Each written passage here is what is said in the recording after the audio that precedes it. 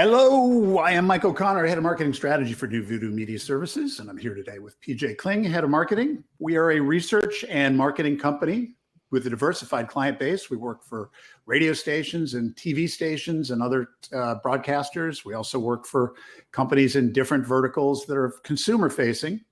One of the things that makes us different is that we like to combine our expertise in data and knowing what consumer behavior is all about with our marketing strategies. That's kind of informed our business approach for the better part of a decade, actually longer now. These NuVoodoo live sessions are meant to provide you with some insight. You'll get to benefit from some of the data that we're going to share with you today. And today our focus, PJ, is on the cookie apocalypse.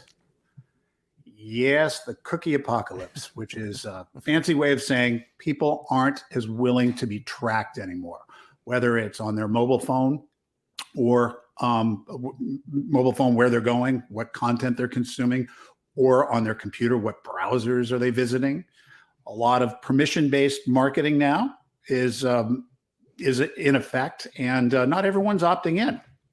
And so ever since Apple introduced the new security protocols in May of 2021, really it's been harder for marketers to find, identify, and target the types of people most likely to respond to their advertising. And so we're here today. We're going to show you the research. We're going to show you a workaround and give you a couple of ideas about how to effectively target in the post-cookie world. So PJ, maybe we could start with a little bit about, maybe explain what a cookie is and why it matters and what the problem is, and maybe we'll then get into some of the things that we can do to overcome it. Yeah, look, the implications are huge. I mean, this is obviously, we're talking about a lot of the third-party targeting overlays that we're able to use to sort of distill the audience down to the most qualified prospects, if you will, whether that's, going after ratings, if you're a radio or TV station, or trying to find new customers and so forth. We want to get past the marketing 101 stuff of age, gender, and geo, and we want to get into things like interest and behavior targeting and the kinds of things that really sort of pre-qualify, if you will, the audience to for your marketing. And Google a couple years ago announced that they were going to start sunsetting cookies. That of course sent everybody into a panic because everybody uses it, and so they backed off and said, well, it's not today, but it's coming. So we need to start building a plan for how to attack that. So that's obviously what we've been working on over the course of the last couple of years. And of course, a lot of this is not Google's decision or any marketer's decision. It's the consumer. And we've been tracking this for quite a while, really since the Apple security protocols went into effect with iOS 14.0 or 14.5, sorry. And we still get this hard no at around 4 in 10 of the audience, but it looks like it's a little better than it's been, Peach. Yeah, I'm going to steal this insight from Lee Jacobs, who's our head of research insights, who pointed this out very effectively and suggested that while we tend to look at like the always and often and seeing if that's growing, and I don't know how much you can trust any person in your life that literally opts into everything. But but really the number that he looked at was that rarely or never batch. When you combine those, it's still over 40%, but it's down from last summer. And I think what happened was you had a lot of people that once privacy became at the forefront, it became headline kind of news, and it sort of permeated beyond, nerds like us and into more of the general population that, they immediately, froze up and were like, I'm not going to give my info to anybody for anything. And then, over time, they've started to realize, well, you know what, if I want Google Maps to work, I need to give them my location information and that kind of thing. And so, and they do that because they trust that, what Google's going to do with it is not going to be evil. That obviously we'll find that out, before our lifetime is over, I'm sure. But the, but the actual sort of takeaway from this is really trust level. It becomes about, does your brand, does your app, does your site invoke the kind of trust that is necessary for people to give you their information? Yep.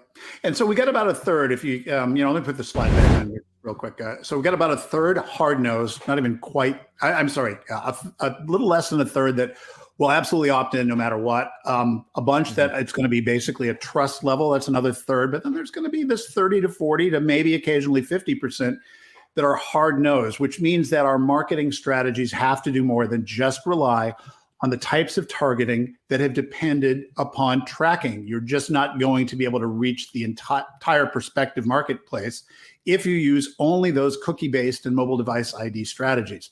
So we've come up with a workaround. We're very excited about this. We've been working, kind of on a beta level, I guess, for the last couple of years. It's some new tech that we've added to our NuVoodoo ad tech stack. Maybe you could get into a little bit about what this is all about. Yeah, what's really exciting is anytime we find something that sort of starts out as like, oh, this would be kind of a cool thing to layer over the top of these best practices that we've always been doing and so forth. That's one thing, but this has really turned into more of a staple of what we're doing for pretty much all of our clients, and mostly because we haven't really found a downside. It's contextual targeting specific to YouTube, although there is contextual targeting on a lot of different platforms. But what we can do on YouTube in particular is scrape the audio track of all of the videos that your consumer, your listener is about to partake in, and then determine, based on how it categorizes keywords and so forth, determine whether or not your marketing is relevant to that. And the higher the relevance, the more likely we want to show your marketing in front of it. And so it gives us a really good chance to, I mentioned pre-qualifying the audience. It gives us a good chance to do that, because now we've got really, really relevant content to what your brand is, what your needs are, and what you're trying to show your content in front of, and we're able to pair that up in a way that's better than we've ever been able to do.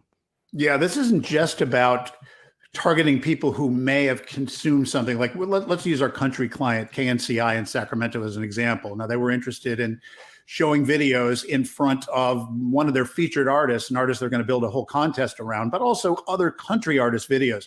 Now, old keyword tech could do that, but we could not guarantee that their pre-roll would be placed in front of a video that was relevant in real time. And that's really the big difference, right? Yeah, and look, being fans of Luke Bryan, as an example, might put you into a category or a targeting bucket that doesn't just put you in front of videos that are as contextually relevant, to your point. But what we are able to do with this is you're taking core artists for the radio station, so Luke Bryan plus a lot of other big artists for them, lifestyle brands and channels, so country festivals and local things within Sacramento that really fit the country life group, and we can now really sort of focus in on those. So it's a narrower look at it.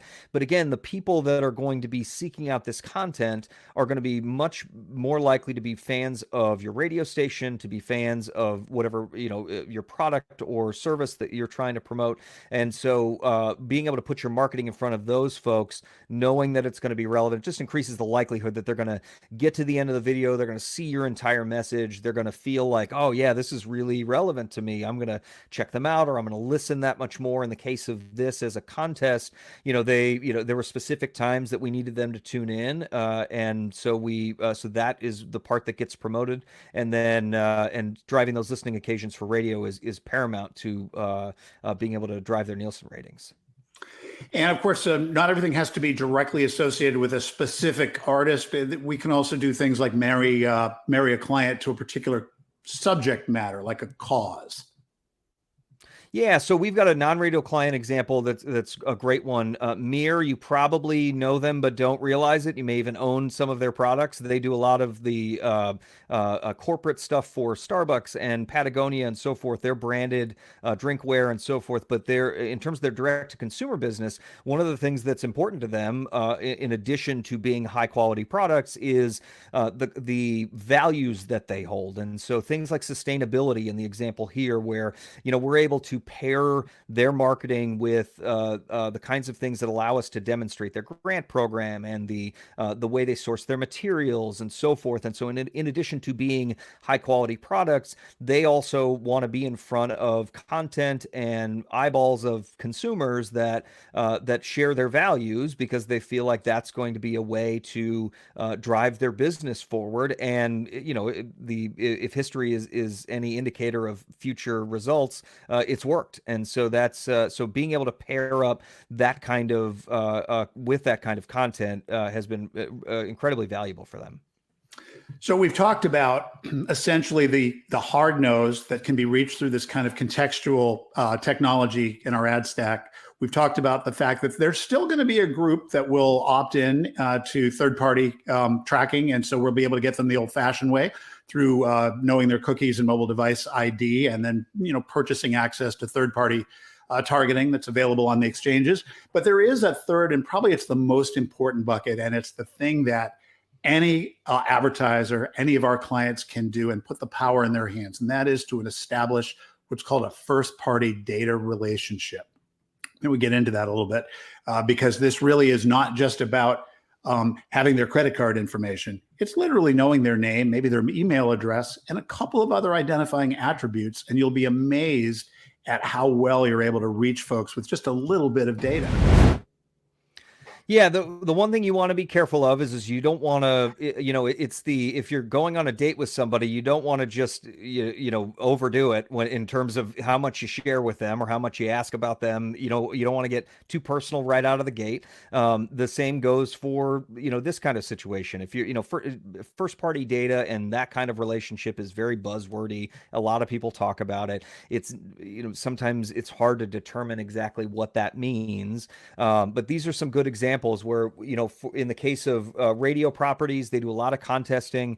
The kinds of data that you want to ask for that has a limit as far as it relates to the audience. I mean, email address is a pretty good given. If you can get away with email address, first name, and zip code there, that's really pretty strong. As we get into age, then you get, you're still good, but birthday, not as much. Not everybody wants to give that up. Yeah. And so when home address, the same kind of thing, even the box checkers that will that tell you that they'll give you their social security number, which is hard to believe.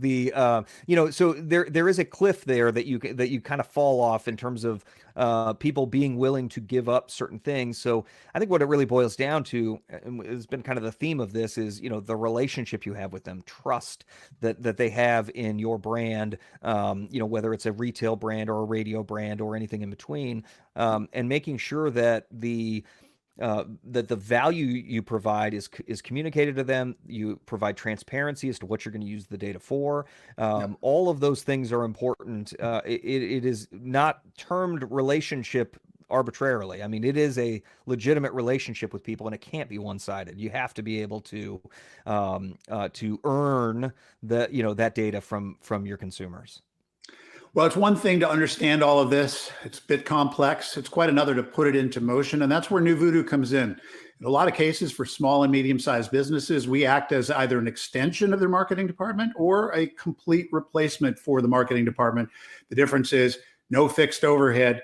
You use us when you need us. You scale us up when it's really intense and tight out there. And then when it's time to go on vacation and it's a lull in your sales cycle, you put us off to the side for a while. And that's been working well for us for the last 10 years. We'd love to have a conversation with you. And I think with that, PJ, we promised people under 15 minutes and hopefully 15 minutes that nobody will want back. So we'll look forward to hearing from you. You can get in touch with us anytime. We'll be happy to take your call or your email. NuVoodoo builds digital products and conducts research and marketing campaigns for clients. It's easy to get in touch. Drop us a line at tellmemore@nuvoodoo.com.